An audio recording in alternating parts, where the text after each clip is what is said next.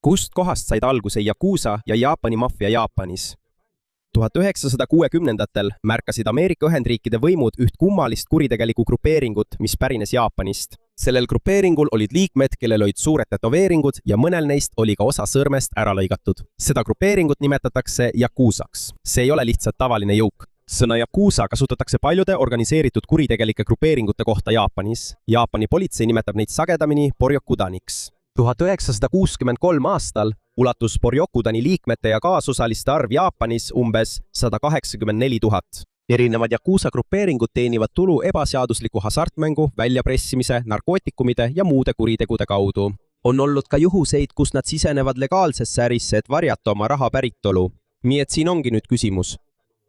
Kust siis tegelikult Yakuza alguse sai? Tegelikult pole sellele üht kindlat vastust. Pole kindel, kust Yakuza tegelikult alguse sai. On lugusid, et nad pärinevad endistest samuraidest või rühmadest, kes inimesi kaitsesid. Kuid ajaloo järgi on neil seos kahe grupiga, nimelt Bakuto ja Tekiya. Bakuto olid ebaseaduslike hasartmängurite rühmad. Nad korraldasid hasartmänge ja teenisid rahamängijatelt. Siit seostatakse sageli ka sõna Yakuza päritolu. On olemas vana Jaapani kaardimäng nimega Oichokabu. Ühes kombinatsioonis saab 8, 9 ja 3 lugeda Yakuzaks. See käsi ei oma mängus mingit väärtust. Seetõttu hakati hiljem sõna Yakuza kasutama viitamaks inimestele, kes kuuluvad kuritegelikesse gruppidesse. Kuid pole kindel, et see on ainus nime päritolu. Teine oluline grupp on Tekiya. Tekiya on tänavamüüjad, kes müüvad festivalidel, turgudel ja teistes rahvarohketes kohtades. Neil oli oma territoorium ja juht. Mõned Tekiya grupid kasutasid ka hirmutamist või vägivalda, et kontrollida oma piirkonda ja äri. Aja jooksul muutusid need grupid organiseeritumaks. Neil tekkis selge hierarhia ehk võimustruktuur. Üleval on boss. Tema all on liikmed, kes järgivad tema käske. Siin muutus oluliseks suhe, mida nimetatakse Oyabun-Kobun. Oyabun on grupi juht ehk nagu vanem. Kobun on aga liikmed, kes on tema alluvuses. Süsteem on lihtne. Oyabun annab Kobunile kaitset, abi ja kontakte. Selle eest oodatakse, et Kobun oleks Oyabunile lojaalne. Nad justkui loovad oma enda perekonna, kuigi nad pole tegelikult sugulased. Selline suhe sai oluliseks osaks Yakuza organisatsioonist. Nad kasutavad ka sõnu nagu vanem, laps ja vanem vend, et näidata, kes grupis kõrgemal positsioonil on. Lojaalus on Yakuza sees väga oluline. Kui mõni liige eksib või toob grupile häbi oma tegudega, võid teda karistada. Siit pärineb ka üks tuntumaid Yakuza sümboleid, Jubitsume. See tähendab osa oma sõrme äralõikamist kui viis, kuidas liige vabandust palub või kahetsust väljendab. Mitte kõik Yakuza liikmed ei tee seda, kuid see on saanud tuntud traditsiooniks mõnes grupis. Sama kehtib ka tätoveeringute kohta. Paljudel Yakuza liikmetel on suured ja detailirohked tätoveeringud kehal, kuid see ei tähenda, et kõik jaapanlased, kellel on tätoveering, oleksid Yakuza. Jaapanis on tätoveeringute seos organiseeritud kuritegevusega tugevnenud just tänu Yakuza pikaajalisele ajaloole. Aja jooksul on endised hasartmängurite, tänavakaupmeeste ja teiste kuritegelike jõukude rühmad kasvanud suuremateks organiseeritud kuritegevuse gruppideks. Pärast teist maailmasõda kasvasid nad veelgi, kuna Jaapani majandus oli endiselt segane ja nõrk. Sealt algab ajajärk, mil Yakuza saab Jaapanis üheks suurimaks ja kõige organiseeritumaks kuritegelikuks võrgustikuks. Sellest hoolimata, kui Yakuza kasvas, muutusid samuti oluliseks sümbolid ja reeglid, mis näitasid, kas sa tõesti kuulud gruppi. Üks tuntumaid on suur tätoveering kehal, kuid tegelikult on tätoveering Jaapanis vanem kui Yakuza ise. Mõnel perioodil Jaapani ajaloos kasutati tätoveeringuid kurjategijate karistamiseks. Kehale tehti märgistus, et oleks lihtne ära tunda, et nad on kuriteos süüdi mõistetud. On olemas ka teist tüüpi tätoveeringuid, mis on tehtud kunsti ja kaunistusena. Aja jooksul muutusid kujundused detailsemaks. Seal on draakonid, tiigrid, lilled, pojengid ja muud pildid, mis pärinevad Jaapani kultuurist. Seetõttu muutusid hiljem suured tätoveeringud populaarseks ka mõnede hasartmängurite ja kuritegelike rühmituste seas. Yakuza puhul sai kogu keha tätoveeringust viis näidata, et ollakse grupi liige. Sellise tätoveeringu tegemine oli tol ajal raske ja valus. Traditsiooniliselt tehti seda käsitsi ja nõelaga. Tinti viidi naha alla aeglaselt. Seetõttu võis suure tätoveeringu lõpetamine võtta väga kaua aega. Seetõttu sai sellest ka liikme vastupidavuse ja pühendumuse sümbol. Kuid mitte kõik Yakuzad ei oma tätoveeringuid. ja see ei tähenda ka, et tätoveeringuga jaapanlane on tingimata yakuza. Sellegipoolest sai tätoveeringutest Jaapanis organiseeritud kuritegevusega väga tugev seos. Seetõttu on siiani mõned avalikud supelmajad, jõusaalid ja teised asutused Jaapanis, mis keelavad või piiravad nähtavate tätoveeringutega inimeste sissepääsu. Lisaks tätoveeringutele on veel üks traditsioon, mis on yakuza seas tuntud. See on jubitsume. Nagu ma varem ütlesin, on jubitsume oma väikese sõrme osa äralõikamine, et paluda andestust, kui liige on teinud tõsise vea. On olemas vana seletus, miks just väikest sõrme kasutatakse. Ajal, mil mõõk oli peamine relv, oli väike sõrm oluline mõõga tugevaks hoidmiseks. Kui sõrmest osa ära lõigata, nõrgeneb inimese haare. Seetõttu vajab ta rohkem oma bossi ja grupi kaitset. Yakusas võib äralõigatud sõrmeosa anda bossile kahetsuse märgiks. Seega, kui vigu tehakse korduvalt, võib tulla veel üks jubitsume. Aja jooksul on see tava muutunud haruldasemaks. Siiski kehtivad paljudes yakuza gruppides ranged reeglid. Liige peab olema bossile lojaalne ega tohi grupi saladusi välja rääkida. Oluline on ka alluda kõrgemal positsioonil olevatele liikmetele. Kui oled yakuzas uus, on sinu positsioon madal ja pead järgima vanemate liikmete käske.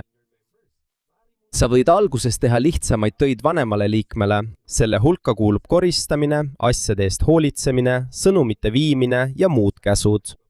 Selle eesmärk on näidata, kui lojaalne ta grupile on. Varem oli ka ametlik tseremoonia uue liikme vastuvõtmiseks. Üks tähtsamaid osi tseremooniast oli sake, Jaapani riisist valmistatud alkohoolse joogi ühiselt joomine. Seda joovad boss ja uus liige. Tseremoonia on sümboliks, et ta on nüüd vastu võetud nende niinimetatud perekonda. Kui aga reeglite rikkumine on tõsine, võib liiget karistada. Lisaks jubitsumele võib ta ka grupist välja visata. Kui liige lõplikult välja heidetakse, võidakse sellest teavitada ka teisi yakuza organisatsioone, et tal oleks raskem mõnda teise klanni pääseda. Sellegipoolest lähme tagasi aega, mil jõukudel tekkis side poliitikaga. Aastal 1868 algas Meiji ajastu. Siin hakati Jaapani valitsust, sõjaväge ja majandust moderniseerima. Ehitati rohkem tehaseid, raudteid ja kaasaegseid ettevõtteid. Kasvasid ka linnad ja tekkis rohkem uusi sissetulekuallikaid. Selle tõttu pidid ka kuritegelikud grupeeringud kohanema.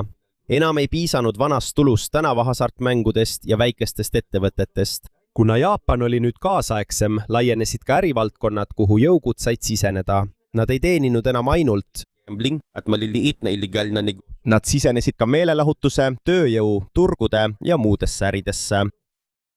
Kui nende äri kasvas, hakkasid mõned kuritegelikud rühmitused looma sidemeid ärimeeste ja poliitikutega.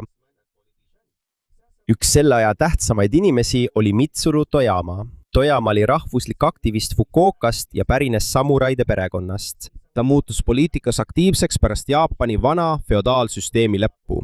1881 aastal aitas ta luua Henyosha ehk tumeda ookeani ühingu. See oli rahvuslik rühmitus, mis soovis tugevdada Jaapanit ja laiendada selle mõju Aasia teistesse piirkondadesse. Sellesse kuulus ka liikmeid, kes olid seotud kriminaalse allilmaga. Selle tõttu hakkasid mõned jõugud, rahvuslikud rühmitused ja poliitikud omavahel selgemalt seostuma. On poliitikuid ja ärimehi, kes kasutavad jõuke, et valvata koosolekuid, hirmutada vastaseid või aidata mõnes töövaidluses. Teisest küljest saavad jõugud sellest samuti kasu, sest nad saavad kaitset ja sidemeid mõjukate inimestega. Aja jooksul muutus organiseeritud kuritegevuse suhe äri ja poliitikaga sügavamaks ning just siis hakkas yakuza muutuma. Kohalike hasartmängurite ja tänavamüüjate gruppidest said nad suuremad organisatsioonid, kellel olid sidemed äri ja poliitikaga.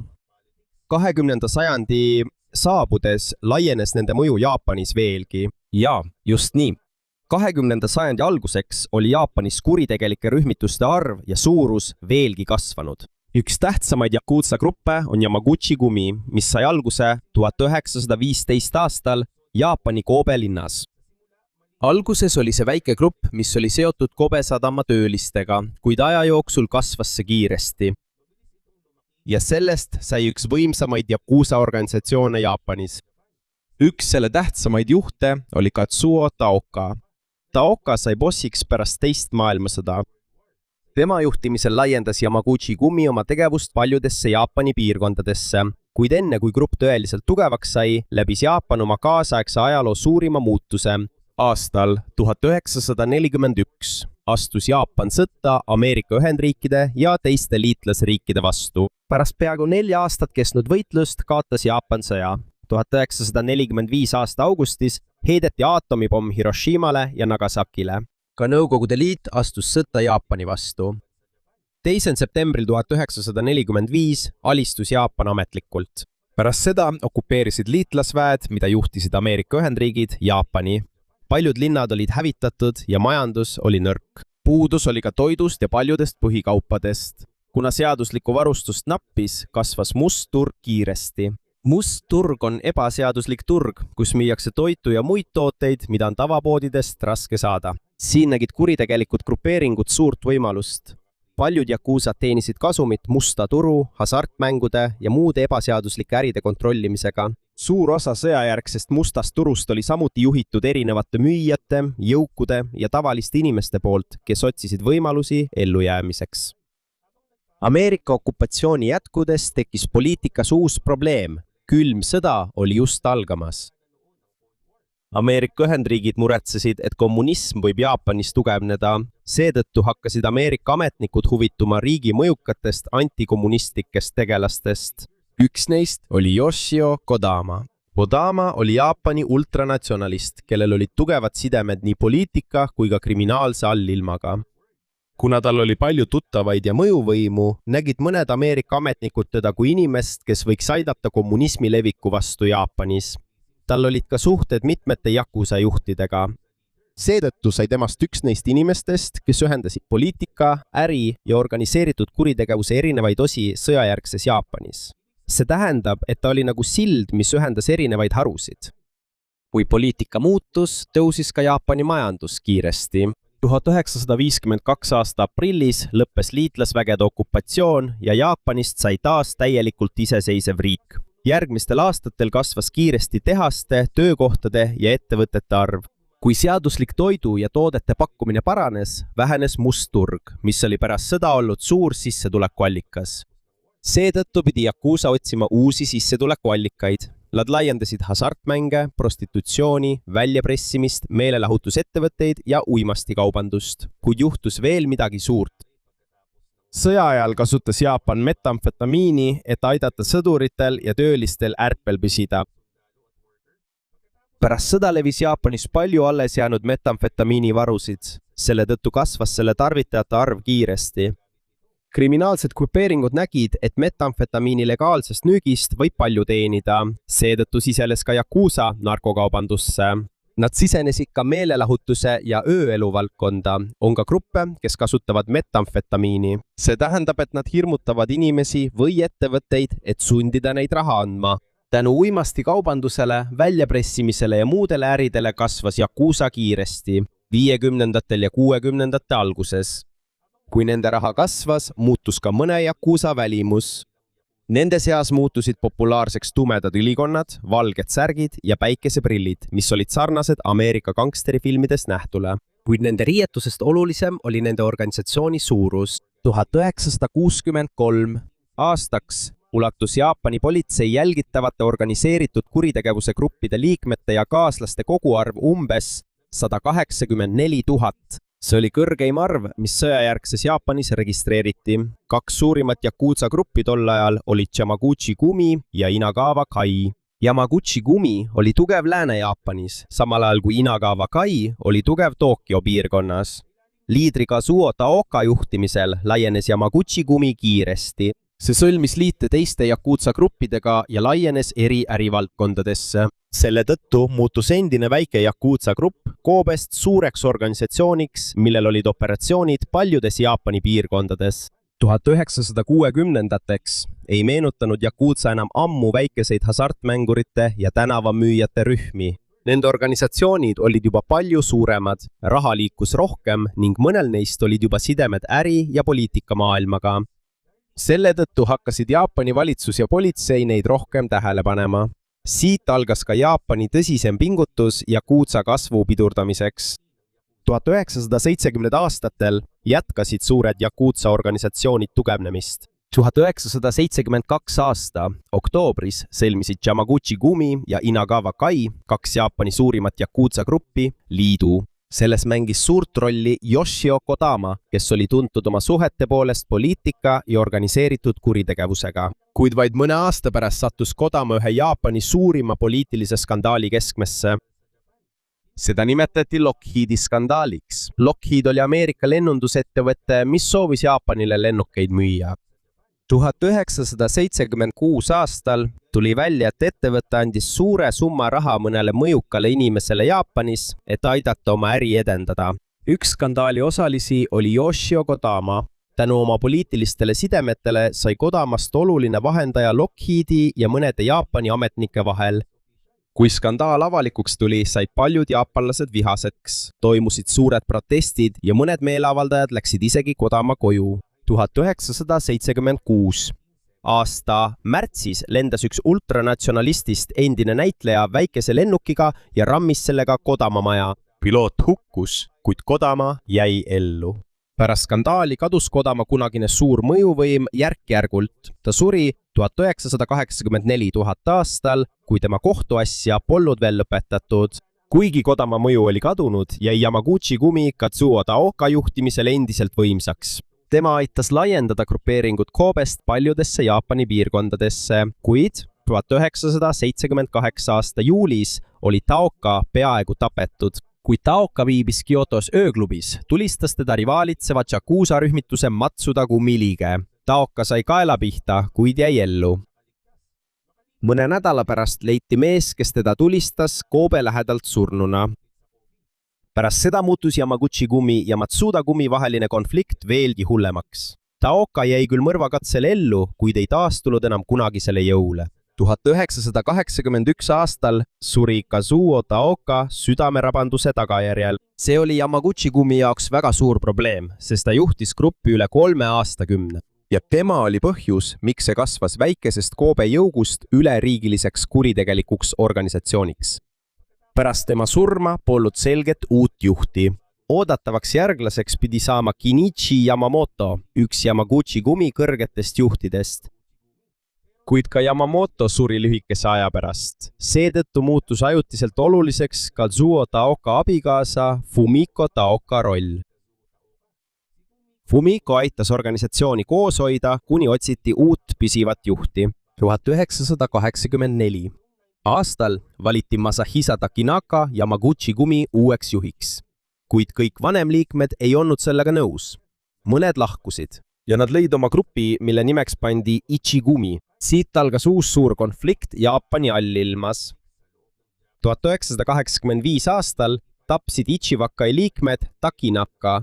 Tema tapmine käivitas Yamaichi sõja, suure jõugusõja, mis kestis mitu aastat ja mille jooksul toimus sadu vägivaldseid vahejuhtumeid. Kui Yamaguchi Gumi oli segaduses, kasvasid teised suured Yakuza organisatsioonid jätkuvalt tugevamaks. Üks neist oli Tokyos baseeruv Sumiyoshi Kai. Selle struktuur erineb Yamaguchi Gumi omast. Yamaguchi Gumis on ühe peamise juhi võim palju selgemini määratletud. Sumiyoshi Kai puhul on see pigem nagu paljude jõukude föderatsioon. Iga grupi juhil on rohkem iseseisvust. Seetõttu said 1980-ndateks 3 nime Jaapani organiseeritud kuritegevuses kõige tähtsamaks.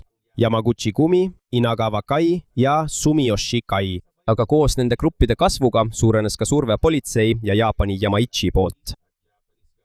Juba 1960-ndatel alustas politsei suuri haaranguid Yakuza vastu.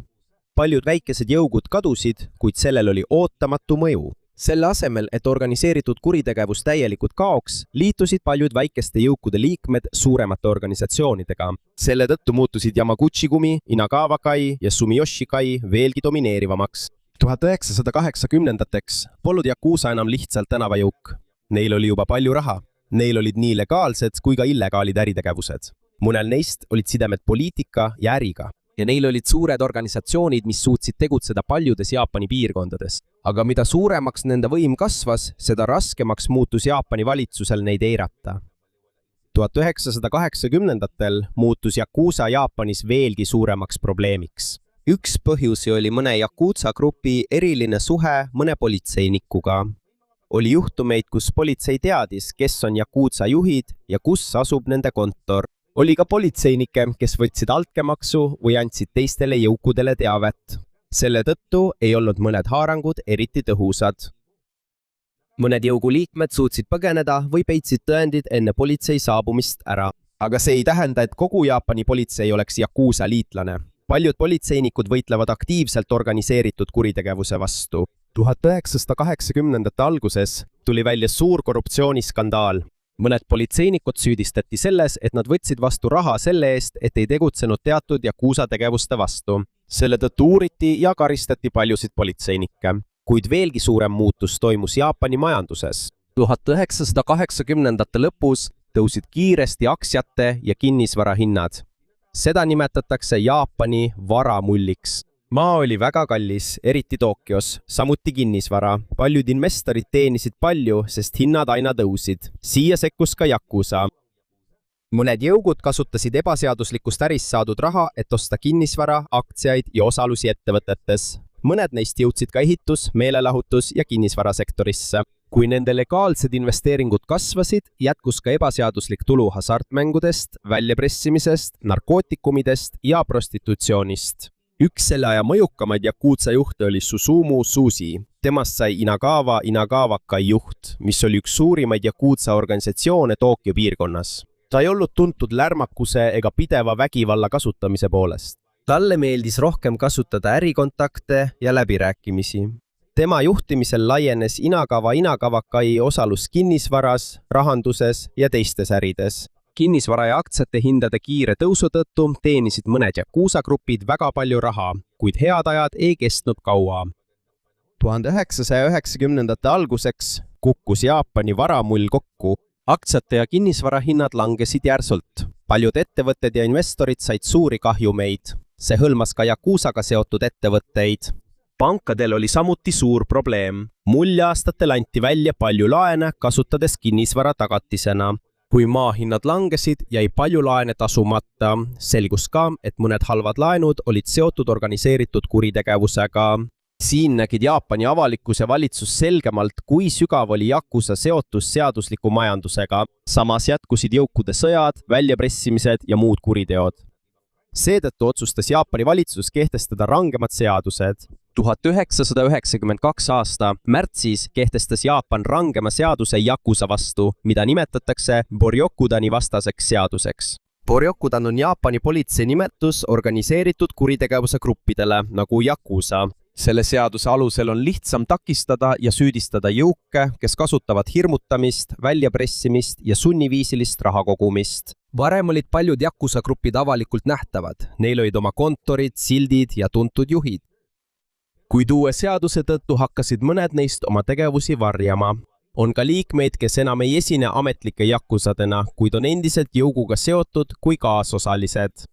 Selle tõttu muutus politseil raskemaks teada saada, kes on tegelikult aktiivne liige. Siiski on Yakuza liikmete arv järk-järgult vähenenud. 1990-ndate alguses oli liikmeid ja kaasosalisi endiselt kümneid tuhandeid. Ja kui seadused karmistusid, ei saanud Yakuza enam nii avalikult tegutseda nagu varem. Neil oli raskem avada pangakontot, võtta laenu, üürida kinnisvara ja siseneda legaalsesse ärisse. Ärimeestel ja poliitikutel muutus samuti ohtlikumaks, kui neid nähti Yakuzaga seotuna.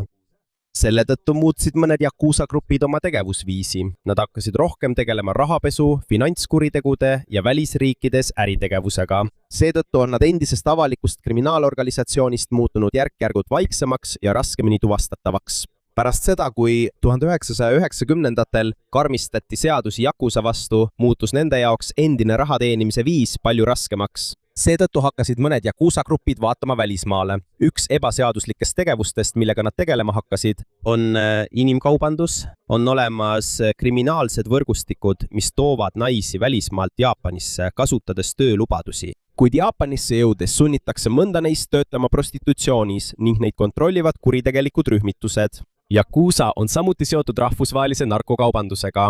Jaapanis on ebaseaduslik metamfetamiin olnud juba pikka aega probleemiks. mõned Yakuza rühmitused on olnud seotud selle sissevedu ja müügiga. Nende võrgustiku laienedes tekkisid neil ka uued sidemed teiste kuritegelike rühmitustega Aasias, Euroopas ja Ameerikas. Ameerika Ühendriikide valitsus ise tunnistas Yakuza riikide üleseks kuritegelikuks organisatsiooniks nende seotuse tõttu narkokaubanduse, inimkaubanduse, pettuste ja rahapesuga. Yakuzal on ka ühendusi Ameerika Ühendriikides. Nende tegevust on juba ammu märgatud Hawaii'l ja Ameerika läänerannikul. Ameerika Ühendriikides on neil juhtumeid, mis on seotud narkokaubanduse ja rahapesuga. Kuid samal ajal, kui osa Yakuza operatsioonidest muutub rahvusvaheliseks, toimub Jaapanis seesmiselt suur muutus. Vanarange lojaalsuse kultuur bossile kaob tasapisi. Üha rohkem liikmeid on hakanud huvituma rahast, mitte enam oma klanni vanadest traditsioonidest. Samal ajal vananevad paljud endised Yakuza juhid ja noori jaapanlasi, kes tahaksid liituda, on vähem. Aga nende suurim probleem on valitsuse jätkuv surve. Pärast Boryokudani vastast seadust leidis Jaapan veel rohkem viise, kuidas Yakuza tavalisest ärist eemale hoida. Tuntud Yakuza liikmetel muutus veelgi raskemaks pangakonto avamine, laenu võtmine, korteri üürimine või mõne ettevõttega lepingu sõlmimine. On ka ettevõtteid, keda võib karistada, kui nad teadlikult teevad koostööd Yakuzaga. Selle tõttu on jõukudel palju raskem kasutada seaduslikku majandust oma organisatsiooni toetamiseks. Survet ei avalda ainult politsei, on panku, ettevõtteid, üürileandjaid ja teisi ärisid, kes on hakanud keelduma tehingutest inimestega, kellel on selged sidemed Yakuzaga. Ametlikul jõugu liikmel on igapäevaelu muutunud järk-järgult üha raskemaks, sellel on suur mõju värbamisele. Yakuza hiilgeajal, 60ndate alguses, oli neil üle 180 000 liikme ja kaasosalise, kuid alates 2005. aastast on nende arv pidevalt vähenenud.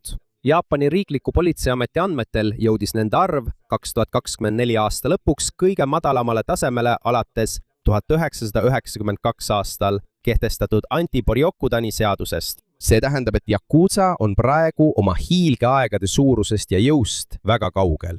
Kuid see ei tähenda, et organiseeritud kuritegevus Jaapanis oleks kadunud. Kui traditsiooniline Yakuza nõrgeneb, ilmuvad välja teised kriminaalsed võrgustikud, keda on palju raskem märgata. Neil ei ole alati ametliku jõugu nime, püsivat kontorit ega selget hierarhiat. Nad kasutavad rohkem ajutisi gruppe, suhtlevad internetis ja kaasavad inimesi, kes ei ole ametlikud Yakuza liikmed.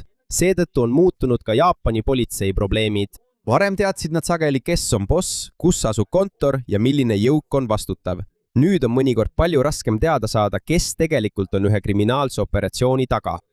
On veel üks suur muutus. Varem olid Yakuza organisatsioonid avalikult oma nime ja kontoriga. Mõnikord olid nad isegi oma naabruskonnas tuntud. Aga kui seadused ja rahalised piirangud karmistusid, muutus ametlik Yakuza liikmeks olemine hoopis puuduseks. Seetõttu eelistavad mõned kurjategijad jääda iseseisvaks või töötada kaaslasena, ilma et nad ametlikult mõne jõuguga liituksid. See tähendab, et kuigi Yakuza ametlik liikmeskond väheneb, ei kao organiseeritud kuritegevus automaatselt koos sellega, muutub hoopis viis, kuidas seda tehakse. Oluline on ka see, et Yakuza ajalugu ei romantiseeritaks. Neist on filmides kujunenud kuvand, nagu oleks neil oma aukoodeks ja nad järgiksid alati rangeid reegleid. Mõnes Yakuza organisatsioonis on tõesti vanu traditsioone, aga päriselus teenivad need grupid raha väljapressimise, ebaseadusliku hasartmängu, narkootikumide, inimkaubanduse, pettuste ja teiste kuritegude kaudu, millel on päris ohvrid. Seega ei ole Yakuza lugu lihtsalt tätoveeritud ja äralõigatud sõrmedega gangsterite lugu.